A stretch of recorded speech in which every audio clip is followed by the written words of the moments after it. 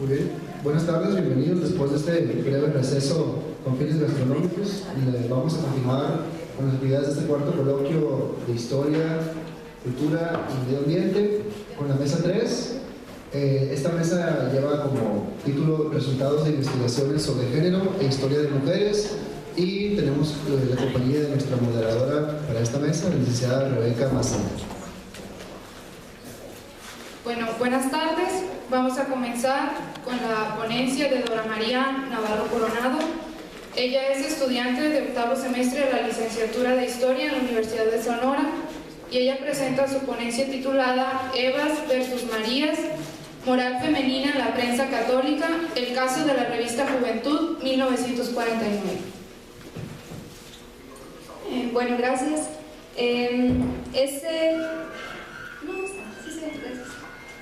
Este trabajo es apenas como un inicio de lo que pretendo hacer para mi proyecto de titulación.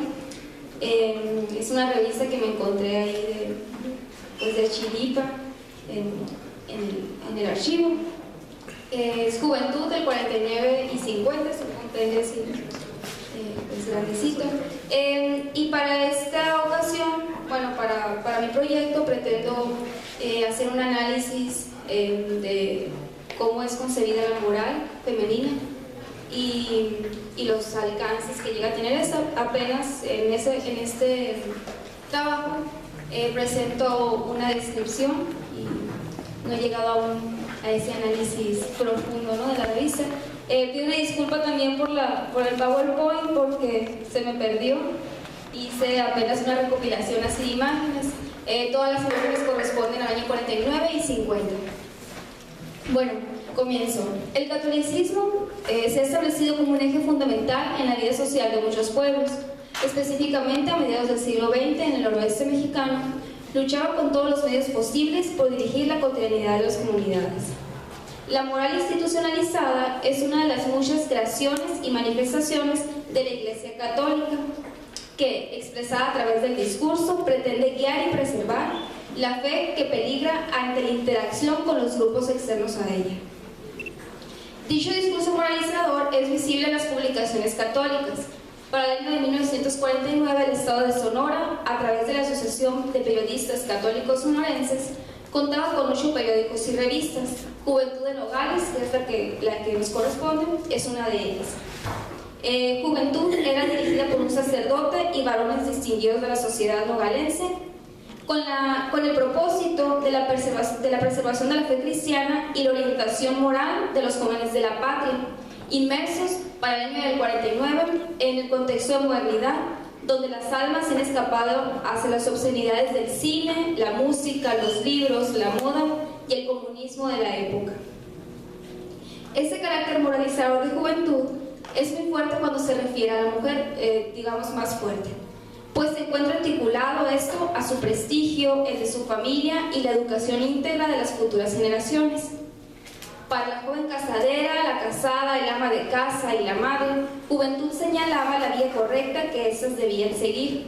Por ejemplo, cuándo y con quién casarse, cómo cocinar, vestir o comportarse, exhortando siempre a la pureza, la maternidad y el cuidado del hogar cristiano.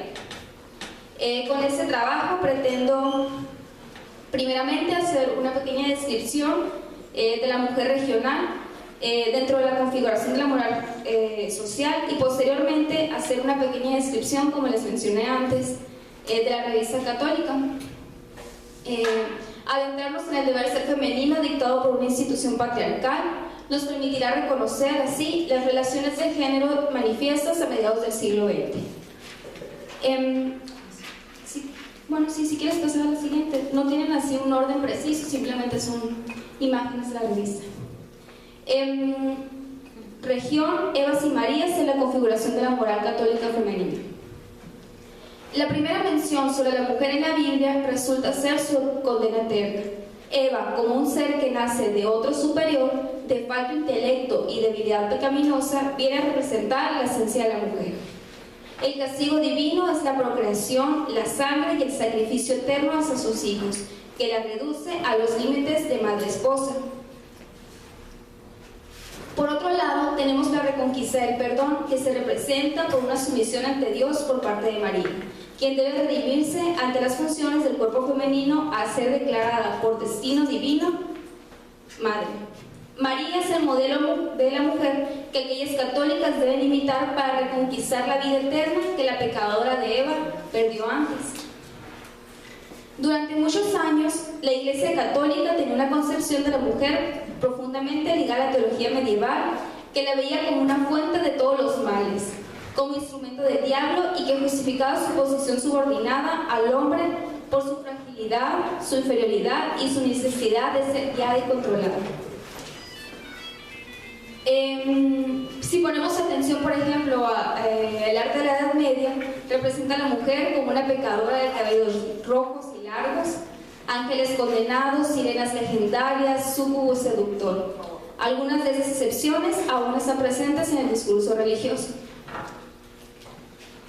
Bajo esta visión, la mujer, carente de derechos autónomos, necesitaba ser controlada y confinada al hogar para evitar caer en el pecado a causa de su irracionalidad.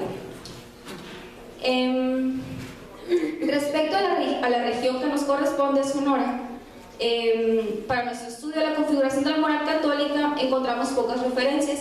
Una de las más importantes que yo considero es la del viajero Vicente Calvo en 1841. Quien retrata una falta de educación de la época y una necesidad urgente, dice él, de una correcta disciplina respecto a las normas morales y religiosas. Dice, con respecto a las mujeres de frontera, en 1841, que son seres a la moda, independientes, que asisten a los bailes, pero jóvenes de buenas maneras, que incluso, cito, reinan sin límites. Pone mucho énfasis, además, en la falta de educación de estas mujeres. Que la educación debe reducirse simplemente a las primeras letras, a tocar el piano, el arpa y la guitarra. Dice que se debe educar a las hijas, a las nietas, pues la sociedad destruida hasta sus cimientos no puede restablecerse sino por las familias, y que estas familias no pueden moralizarse sino por una influencia maternal. Vemos aquí el cargo que tiene la mujer, ¿no?, para la educación de la sociedad. El viajero resalta pues la condición de toda mujer, quien debe estar dedicada a la educación de buenos ciudadanos útiles a la sociedad, y que para el caso de Sonora tales pautas no se ejecutan. Sonora vendría a ser un caso excepcional, pues según Vicente Calvo, la soltura de las mujeres, que incluso gobiernan por encima de los hombres por ser más superiores en inteligencia y en fuerza moral que ellos. Calvo describe en sí un relajamiento en las normas morales. No hay educación formal ni moral. Las jóvenes de la época leen, fuman, montan a caballo y asisten a bailes. Las señoras no asisten a la iglesia con la severidad del traje español que se usaba en la época, y los jóvenes solo van a misa para admirar a las muchachas. La falta de escuelas, el clima y la débil presencia de la religión formaron a esta mujer de frontera independiente. La exposición de la mujer a la modernidad desembocó en ese prototipo de mujer, pero en la segunda mitad del siglo XIX, con la sociedad que se ve ganando poco a poco la estabilidad, volvieron a reducirse sus límites, según la maestra Dora Elvia Enríquez. Ella nos dice cómo la entrada a la institución civil y eclesiástica para normar la cotidianidad no se hizo esperar, lo cual produce una transformación de esta mujer que hablábamos con Vicente Calvo de autónoma y recia, en una más apegada al prototipo del hogar de madre-esposa, ¿no? Encontramos una gran similitud en los roles asignados a las mujeres por el Estado y la Iglesia, conformando así un discurso de la defensa de la región patria.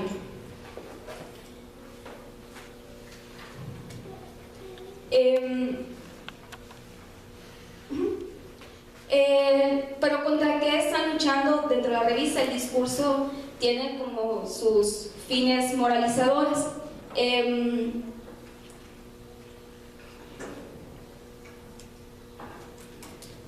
Bueno, la publicidad es una excelente forma que nos sugiere un cambio en los hábitos domésticos de la época.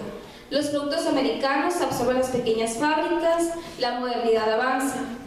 Esta se encuentra manifiesta en los aparatos eléctricos que facilitan el trabajo del ama de casa, un detergente B, las estufas Mave, un permanente casero, una aparición de las mujeres en un anuncio de carta blanca, tomando con los hombres, y en una publicidad de cigarros, por ejemplo, que se titula "Es una gran secretaria, siempre fuma Riley antes de tomar el dictado". Mujeres coquetas, cirqueras, malabaristas, trabajadoras, estudiantes, que abren una nueva perspectiva hacia el deber ser femenino. Eso lo encontramos, por ejemplo, en el Imparcial. Se da una vuelta al Imparcial del 49.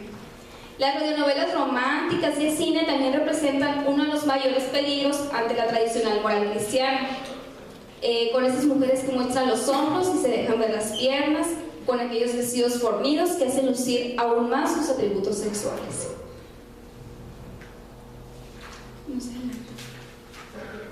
La prensa católica se vuelve el arma para combatir la modernidad. Juventud busca reafirmar el discurso de la fe cristiana ante los tiempos adversos y tiene una campaña muy dura contra el cine, específicamente contra el cine mexicano. Dicen: ¿cuántas veces leemos en los periódicos de robos y crímenes cometidos por muchachos que han confesado haberse sentido movidos a ellos por lo que han visto en los cines? Y si entre las niñas no se registra, por lo menos en la prensa, es fácil observar también en ellas esta dañina influencia de la liviandad, amoríos y la sugestión imitativa de las estrellas peliculeras, que se manifiesta en los gestos, poses, ademanes y hasta en coqueterías en sus admiradas protagonistas.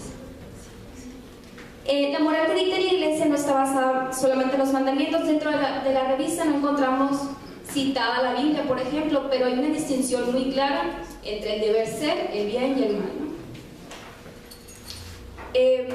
Esta revista es parte de, como ya les mencioné, de la Asociación Católica de Periodistas Sonorenses.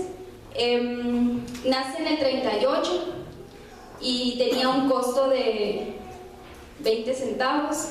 En la entrada del cine costaba $2.50, entonces es una gran diferencia de una suscripción que costaba $3, por ejemplo, ¿no? Y una entrada del cine $2.50. Entonces vemos como esos niveles o esas comparaciones.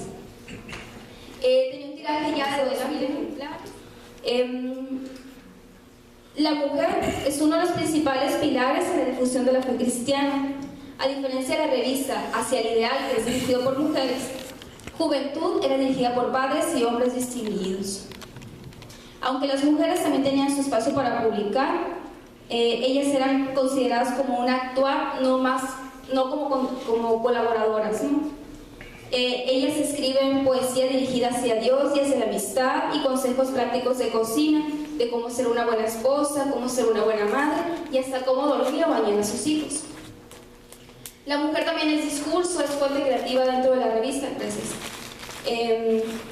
Aquí quiero aclarar que podríamos decir que la moral católica es algo impuesto, pero vemos como también las mujeres son partícipes en la configuración de este discurso, ¿no? Católico.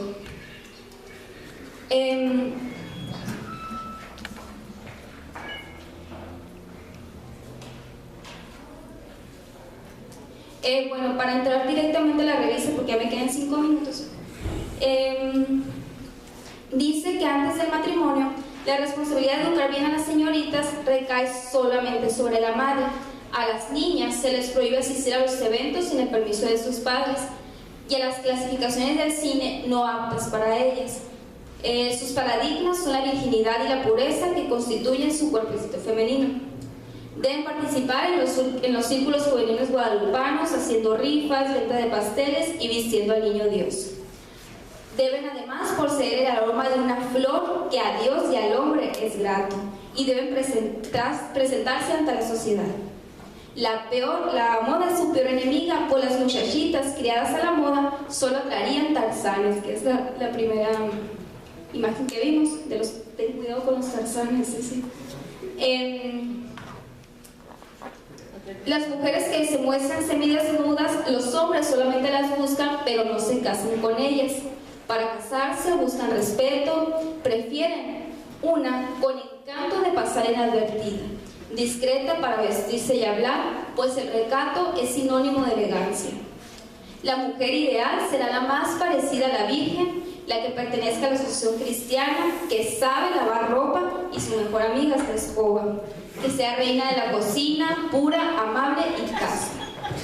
Por otra parte, a ver si se identifican, el hombre ideal no le hace falta ser bello, es miembro de la asociación cristiana, es fuerte y es joven, es trabajador y que oportunamente ha adquirido un terrenito, es una perla buena y un buen lector, y aunque no es fácil encontrarlo, con mucha oración será posible.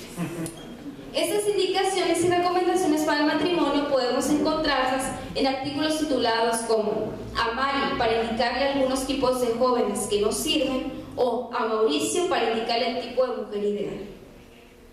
Existe además dentro de la revista un consultorio, digamos, cristiano, donde los jóvenes pueden preguntar a qué edad se deben de casar, cuántos años después de un noviazgo deben encontrar el matrimonio y ese tipo de cuestiones.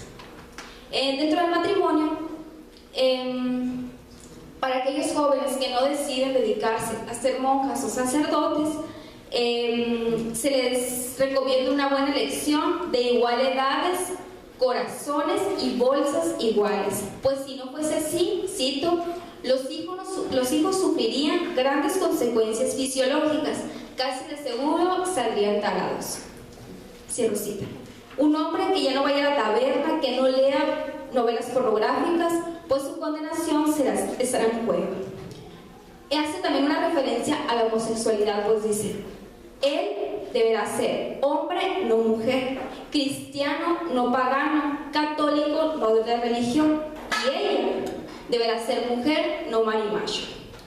Durante el noviazgo no debe existir placer sensual, ni tampoco se puede tener novios si no es para casarse. Pues todavía dice que a pesar de la modernidad en la que están sumergidos, existe como estas mujeres que se resisten a ese volcán encendido del noviazgo, ¿no? Que no se dice sin que les salte una chispa, ni se les tizne el vestido.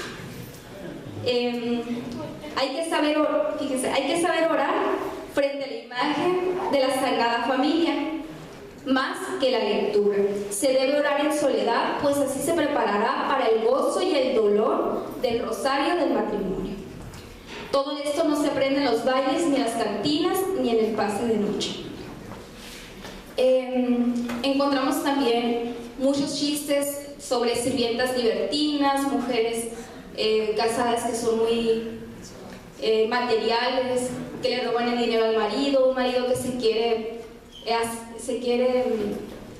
matar porque su mujer lo pone a lavar los platos. Ese tipo de cuestiones también es visible en la sección humor de la revista.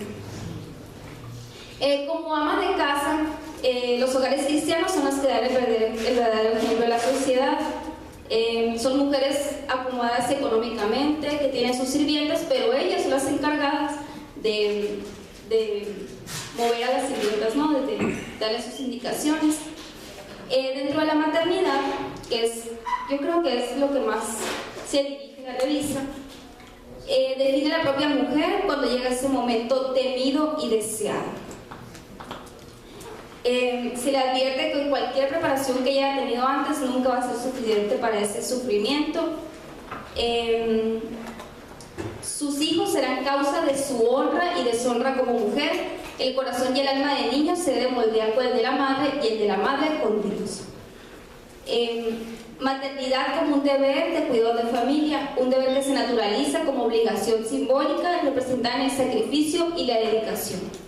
Dice, Cristo ha transfigurado y redimido a la mujer, así como la sacó del abismo de la abyección en que la había sumergido el paganismo, la llevó a las cumbres excelsas de la maternidad.